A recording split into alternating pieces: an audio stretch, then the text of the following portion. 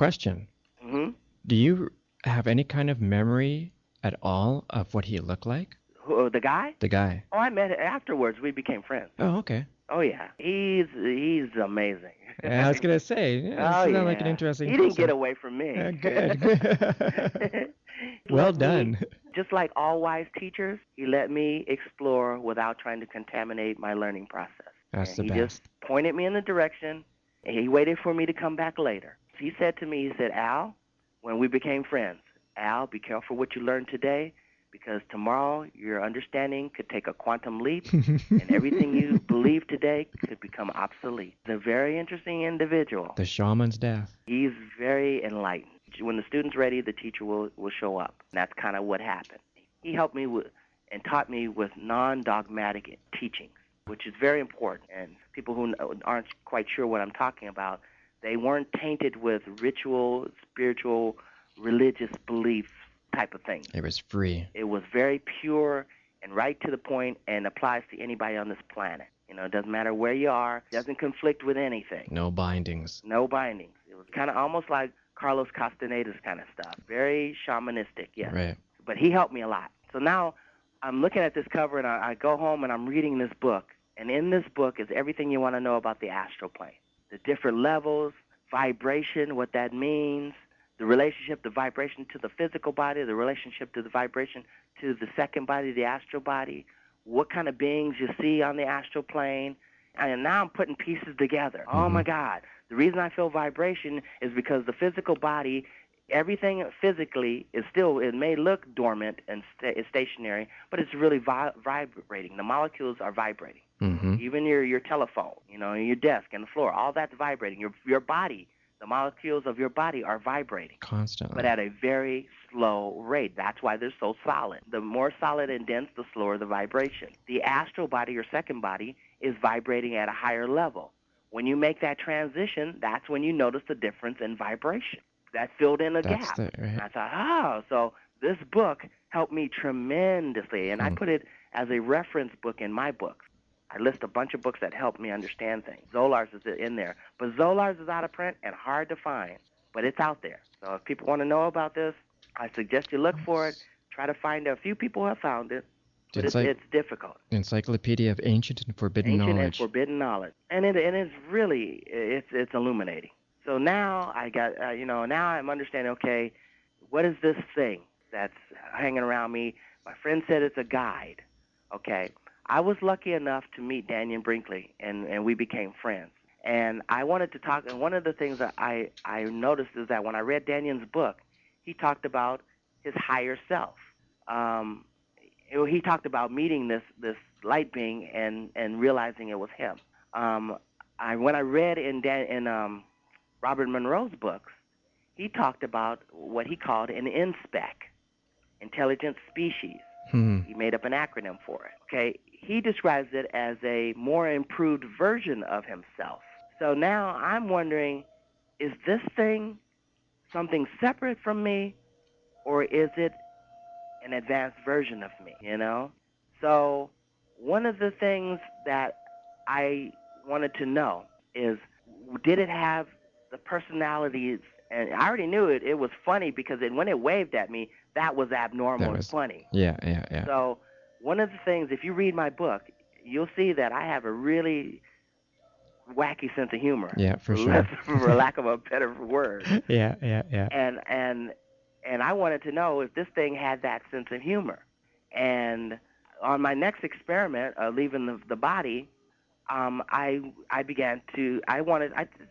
straight out just began to converse with this thing. I said, who are and what are you? And when it began to talk with me, this is the best way I can describe this, because only you would know. Now, this is how I tell my classes and people in my lectures.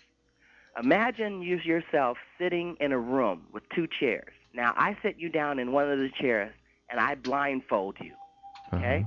Then I bring another you in to the room, and I sit them down in the chair next to you, and I tell you to start talking to the other person next to you. How long would it take you to realize that was you? Eventually, you'd know. It wouldn't be a belief. You would know because you know you, and that's what happened. I went, oh my God! But not me here. It was me a million times advanced kind of Mm-hmm. thing. But then, and then there was a part of me that thought, what better guide to have in physical life than a more advanced version of yourself? What, you can't think of a better guide. There isn't, yeah. No, there isn't. That's the perfect guide. And a lot of things start making sense. Now, on the 10th day, one of the things that I felt on the 10th day is I felt like drawn somewhere while I was out of body. Let me describe locales and what you see. Okay, imagine, I want to talk about the astral plane and what that really is, because astral projection is something that people think of as an out-of-body experience, but all out-of-body experiences aren't astral projection. Aren't or are? Aren't. Aren't. Are not. Let me tell you what the difference is. Okay, imagine having a beaker and filling the beaker halfway with dirt. That's the physical world, okay? Okay. Now you take the astral plane, which is water, and you fill the beaker the rest of the way with water. Okay.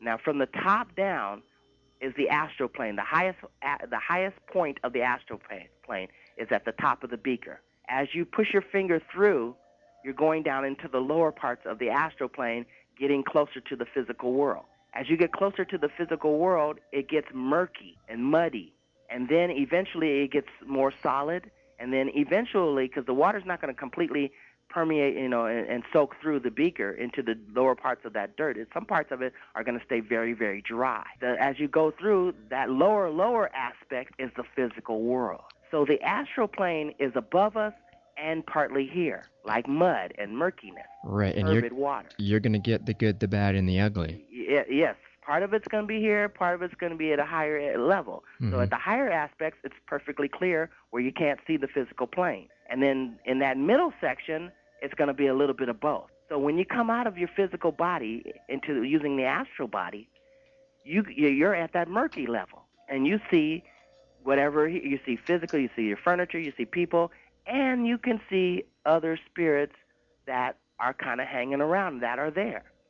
One of the things I realized is that if you think that you're going to go into the astral plane and not see spirits, it's like thinking you're going to go into the ocean and not see fish. Mm-hmm. That's where they are. They may not all be in the murky area, but there's a lot of them are going to be, because a lot of them aren't evolved enough to go to the higher aspects of the astral plane. Okay, that's where you use your astral body from the murkiness to the higher aspect of the astral plane. But, and this is something that is in the Bible, it says, in my Father's house there are many mansions. There are many planes of consciousness also. So beyond the astral plane is, some people call it the etheric plane. You can, and I hate to use labels because that becomes metaphysical or but it doesn't matter what you call it. It's still there. It's kind of like the guide situation, still there. But the thing is that the astral body is incapable of reaching that state. You have to leave the astral body behind, which means more vibration and another vibrational transition a higher to vibration. a higher level. Yeah. When you go through that, then you're in what's called the light body or the etheric body. The etheric body is not humanoid like the astral body. The astral body is humanoid because I think it would be very disorientating if we went from being human to non-physical. Yeah, there's got to be that middle ground. I think it would transition. I think we create the astral body. I think we have a lot to do with it having arms and legs and things like that. Yeah, because I agree. it's not that destabilizing. So I didn't know that. I learned that as you increase your vibrational rate in the astral body slips away. Next thing you know, there's an abrupt change, because when you're in the astral body, you have one point. It's like you look out from your eyes, even though you're not really looking out from your eyes. Mm-hmm. So your vision starts at one point and projects outward, one point perspective. But in the etheric body, or when you leave the astral body in the light body, or pinpoint of consciousness body, depending on There's a bunch of ways of describing it. You have 360-degree vision at one time. It's everywhere. It's everywhere. And awareness too. Oh yeah, and your awareness changes dramatically. So I don't think you could go from the lower levels to that level without just being overwhelmed. It would be very difficult. You could do it, but I wouldn't want to. It's like I'd rather take baby steps. Yeah. Because that works gentler. really well for me. That way I could slowly get used to it. So in that state, though, now this is what's interesting about vibrational levels. In the murky area, you're going to run into all kinds of beings who can't get beyond that area because that's where they are. That's their state of consciousness, their state of evolution. That's what they are. As you go higher, then you're going to get, and the reason I'm saying that is because if you run into spirits when you leave the body, that doesn't mean you're running into angels or holy people or all-knowing souls or that you should even listen to them, or that they're wiser than you are. That's right. It doesn't mean that at all because, they may be less advanced than you are. Mm-hmm. And you'll know that because if you're able to go to the higher levels, then you've left them already. Right. They can't get there, okay? But now think about this. Beings at a higher level can come all the way down and go back up. Okay? Yeah. They can transition to full range. They can do the vibe. They can, yeah. They can transition full range. Yeah. So, but the thing is when you perceive them in the lower murky levels, it's not going to be the same perception that you perceive them in the higher levels. Which is They're why going to be very different. Yeah, which is why sometimes still the same being. So what you perceive as a humanoid shape standing by the foot of your bed 18 inches away is going to be this brilliant being in the higher level.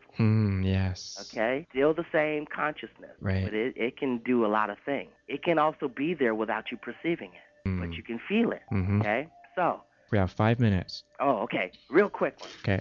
As I'm transitioning out now, all of a sudden I feel drawn to this location. So I go with it. It's a non-physical location, meaning there's no up, no bottom, no walls, none of that stuff. And it's like it's etheric-like, cloudy-like. In this etheric area, I see this humanoid person coming toward me. And I want to cut to this real quick because this is really important. As the person got closer to me, now I start feeling the person and thinking I'm seeing the person. Okay? As they could get closer, one of the things is back in 1982, my aunt passed away. I was a pallbearer at her funeral. This person's getting closer to me, and the first thing I see is that looks like my aunt. And it starts getting closer and closer. I feel that's my aunt. It starts getting closer and closer. There's nothing you can convince me that it isn't my aunt. That's my aunt. Wow. What's going on here? My aunt died 20 years ago. What is this? And as she came up to me, I could sense what she was thinking and feeling, and I could hear her speaking even though she wasn't speaking with her mouth. And I said to her, "Aren't you dead?" And she laughed and said, "Yes." She laughed. And I thought, wow. Now, as we're exchanging these thought forms, because that's what it is, mental, as we're exchanging this, all of a sudden I knew that I wasn't very different from her except for one thing. I had a physical body to go back to. And when I was exchanging that, all of a sudden the fear of death left me. And I realized, oh my God, each and every one of us goes on. She laughed. She had her personality. We don't lose any of that. So, and this happened on 2 different occasions. It wasn't just that one. I encountered her twice. Wow. I mentioned that in my book under the chapter called A Relative Encounter. Right. Again, time. Yeah. Time sucks sometimes. And you know what? We're going to have you on again because I've got so many things to talk to you about. Okay. That we didn't even touch on. Right. I haven't even gone to the higher aspects and told you what happened there. That's right. We've gone only through the first 10 days. Right. You know what? Well, we can schedule another interview. Let's do that. Let's do that. There's so much more to share. There sure is. That I believe it will help a lot of people out there. Yeah, I want to thank you once again for coming on and doing just that, sharing with us your experience and getting it down on paper and taking the courage to get it down on paper and to share that with people. Oh, thank you so much. It's my absolute pleasure. Thank you. It's what I live for. I love it. Okay, thanks a lot. Okay. All right. Take care. You too. Bye-bye. Okay, you've been listening to Sacred Space here on CJUM 101.5 out of Winnipeg, Manitoba. And we'll be here same time, same place next week. That's every Sunday from 8 a.m. to 10 a.m.